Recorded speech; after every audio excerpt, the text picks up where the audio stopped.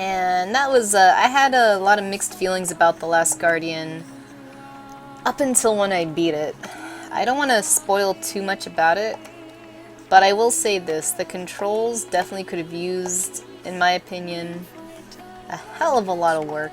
I don't know anything about programming, I don't know what they could have done to make them more smoother, but there are some parts where the controls were just so sticky that it really cut my immersion of it, you know? Compared to like Ico and Shadow of the Colossus, where nothing really interfered me from the atmosphere and storytelling of the game, this one I felt like a couple of things were a little unfair. Like, things just didn't feel proper. I don't know. If you guys ever played the game, maybe you'll see what I'm talking about. But I will say this, the story, the ending, makes up for it all by a long shot. So, I really want to talk about The Last Guardian, but I don't know, is anyone here a fan of Ueda games? Freaking, or like, I guess, I don't know, someone in Japan?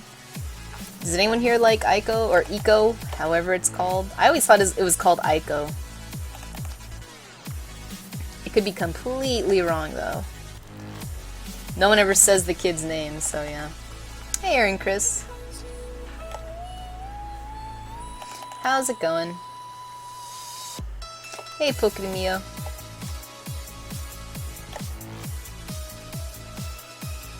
By the way, Aaron Chris, I'm working on edits for the background of your commission, so just giving you a heads up. Just reworking that. It shouldn't take much longer. You'll see what I mean once I send it to you. I just don't want you to think I forgot about it.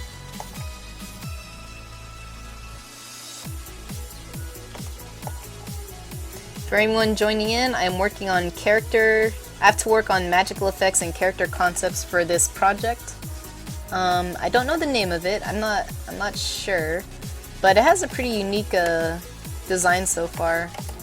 You know, I didn't come up with the design of the characters, so I'm kind of just working off the template. Not the template. I'm working off the designs they gave me, but I always like the Carnival look. It's really creepy, to me at least. I don't think they're going for creepy though, but I do kind of like the little chibi kind of style with the head a little bigger and the body's kind of normal proportioned.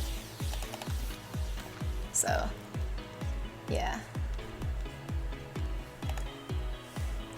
I love how the plot is designed. It's just so frustrating having it so open-ended though. Plus, they rushed Fumito. Did they rush it? Dang, that thing had like almost 10 years of development. Maybe they did rush it.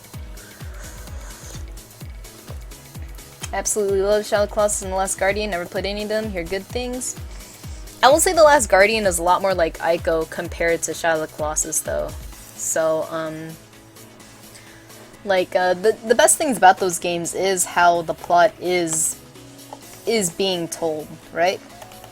Like, it's one of those games that doesn't think you're stupid. I mean, the thing I don't like about The Last Guardian is they always show control prompts, but they don't show you what to do with them. So sometimes I'll just be like sitting there and I'll be just like by a barrel and I'm just trying to think of what to do, and the prompt will be like, press this to pick up the barrel, and it's just like, geez, I don't need that. You already showed me how to do this in the beginning of the game. It's like, I can figure it out. None of the other games had to do that. I think they were kind of afraid that this new decade of gamers, if they're not being spoon-fed what to do, they won't get it. Which is kind of true, but at the same time, I still think they should have stuck to their guns and did it like... I don't know if that's the reason why they did this, the control prompts all the time. That's the only thing that felt uncharacteristic about those games. They were always this... If you ever played something like Limbo or Inside or Ico or any of those other ones, they don't really tell you how to play the game. You gotta figure it out on your own, which is nice, so... That's like a small... To me, the nitpick for that game is the controls. Actually, the controls is a genuine complaint, but everything else is spot on. Level design, character design. Ugh. Finally caught a stream. My sleep schedule's all messed up. I'm stenciling out the borders of a Kiraban request. Oh, nice. I've never done a Kiraban request. I've always been afraid to do it, because I've always been, you know... I was ready to buy my house being me back, but we had an ice storm and I haven't dropped it in the bank yet. Oh, I see. Ah, don't worry about it, Aaron Chris. I know things happen. I gotta say, if you ever do play one of those games, any one of them, I think if you like slow gaming, slow pacing, I think you'd find it really interesting, you know? The thing about those games is, like, there's a lot of quiet moments that they just let the characters breathe, you know? Which is super nice. And, correct me, okay. For anyone that played Ico, I think one of you played it, I think Reedith, you played it, you said. Is the kid's name Ico? Or Eco, sorry. Is that why it's called that? Because I don't think anyone ever called... Because this game, you never know the... For The Last Guardian, you never know the name of the main character, which is fine. I don't mind that, you know? I think if you could only play one of these games, though, definitely play Shadow of the Colossus. As much as I like Ico, Shadow of the Colossus is so incredibly... super crazy unique, you know? Ico's pretty unique. This game is super unique. You'll never play anything like it, but Shadow of the Colossus is like the most gamey of their games. That's the best way I can describe it. You'll feel like you're actually playing, like, you know, levels in the way that they've set it up. These games kind of have like no loading screens, right? It's all one huge map, and it's up to you to decide how to like do it. So I guess in a way it's kind of open world, but still pretty linear, which is fine for me. I think in storytelling, if you keep your games kind of linear, it helps the story flow a lot better, which is why I kind of don't like the idea of open world all the time, you know? Like, my boyfriend is super excited that the new Zelda game is open world, which is cool. Like, it's gotta be fun gameplay, but I always worry that open world messes with storytelling. Because if you were giving someone a movie, or a book, or a comic, there's only one way the story can go, right? And in a game, it's kind of like that too if you have a linear game, right? It's just like, if you have a linear game, then for sure your audience is going to hit the story beats you want them to hit when they're supposed to hit them, right? Whether they succeed or not, that's up to you. That's probably up to your pacing if they're succeeding or not. In open world gaming, you kind of run the risk of the character just dicking around, you know? Of course, they'll create their own unique experience, but in my humble opinion, the games that kind of had the linear plot and gameplay had the strongest story, you know? Case in point, Metal Gear Solid 3, which is a linear game, right? Metal Gear Solid is a linear game. A really strong story, you know?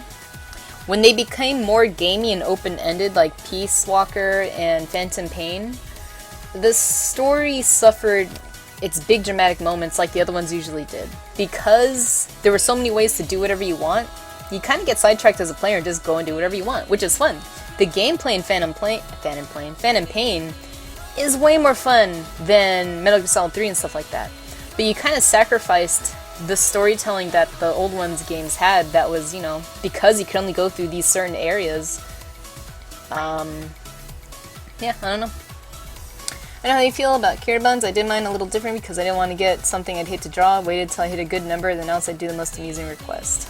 That's probably a nice way to do it. I see some people do that, go, I'm doing this, everybody respond on this journal, the most interesting one, I'll do. I've never done a Kiribon, but I feel like I should. Shadow of the Colossus was ingenious, plus had the most video game content to it in the way it plays. Yeah. I have no idea if that is the name. Ico could be the girl for all I know. Yorda is the name of the girl in Ico, because the queen says her name once. She goes, Yoda, you dumb bitch. Get back in the castle. Queen is mean. Yeah, her name is Yorda. But Ico, I don't think it's the boy's name. I don't think they ever, for all I know, they just called it Ico because the name of the developers are called Team Ico. I don't know. Her name is Yorda. She was cute. I remember the first time I saw, I played a demo. I had a demo disc, and Ico was on it. And it had, like, you know, the famous windmill puzzle and all that, whatever. When I first saw Yorda stepping out of her cage, I thought she was one of the most beautiful girls I'd ever seen in my life. Like, she was glowing. It was like, because, you know, it's kind of just... There's a reason why she's glowing stuff, but how they textured her and how she looked in the darkness with the light emanating from her skin, I thought she was, like, breathtakingly beautiful when I was younger. I still kind of do. She has a very simple design that feels otherworldly, but, you know, almost classic. Like, Obviously, she's special and I have to protect her. That's what her design screams out to me as soon as you see her, right? It's like, God, she's the precious thing that must be protected at all costs. That's what I mean by just good storytelling. In all those games, you know, when things are glowing, that's like an item you gotta pick up or something you gotta go to, right? And what better way to illustrate that? It's just like, okay, this is the girl, this is the important thing, and she's literally glowing the whole game. Maybe one day. Haven't had a chance to play games lately. Yeah, I know what you mean, Faya. I had to really make time to play The Last Guardian. I had to like force myself to sit down and just get into it. Once I actually got into the groove of playing it, it was kind of hard to put down. Much to the dismay of my boyfriend, because I was using his PS4 and it had my game save on it, so he had to, you know, deal with that. Thank you, Michelle. Aw, thank you so much.